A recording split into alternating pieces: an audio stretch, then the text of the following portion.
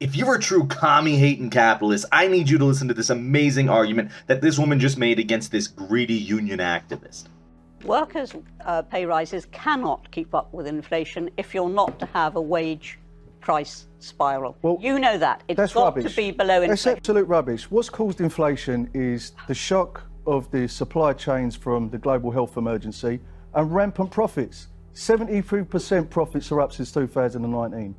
Pay at the top is going through the roof. That. What I'm no saying one's worried about pay at the top, Anne. You cannot match inflation. Why not? With pay. I've just explained, because then you get into the wage price spiral. Then you get into the wage price spiral. People at the top. You hear that? Under capitalism, worker wages simply cannot outpace inflation, meaning that our only option is for workers to slowly lose their financial power over time while the rich siphon all of their money away from them. It seems like the only take that many pundits have had on inflation is that wages shouldn't increase. And you can see that here in this clip, and it really underscores how this mindset transcends the ocean. In the United Kingdom, they're having the same conversation about rail workers. But here in the United States, the cost of living is outpacing wages. So there's been a lot of conversation around how strong the labor market here should be, or could be, to offset that increasing cost of living. But in response, the Federal Reserve has made increased rate hikes. And Jerome Powell, who is the chair of the Federal Reserve, said this explicitly.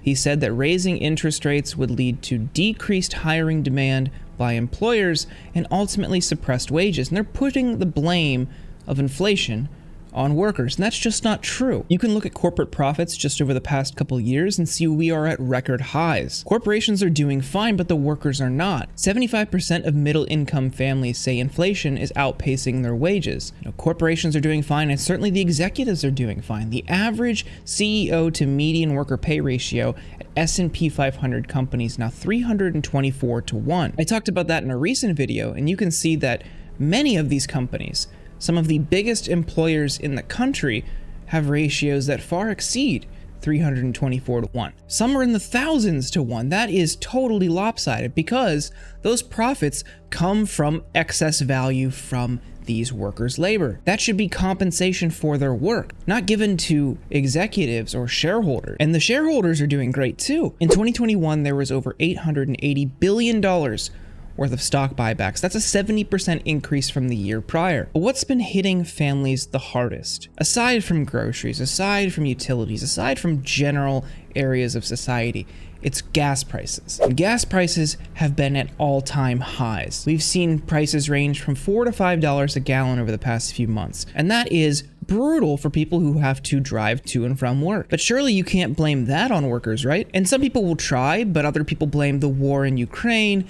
They'll blame supply chain issues. None of that really holds any water when you look at the profits. And just last week, we saw 3 of the biggest oil companies post record profits. In Q2 of this year, Chevron's profits were over $11 billion. That's just between April and June. And that's up over 247% compared to Q2 of last year. Exxon's profits were almost $18 billion. That's an over 270% increase from Q2 of last year. And Shell's profits were $16.7 billion in Q2. That is astronomical. Overall, just those 3 companies have brought in over $70 billion in profit so far this year. Collectively, that's over a 275% increase from where they were at this point last year. And that's coming on your back. Working people of this country are being price gouged by corporate entities. This greed is putting people into dire financial straits. People are racking up credit card debt. People are relying on food banks just to make ends meet.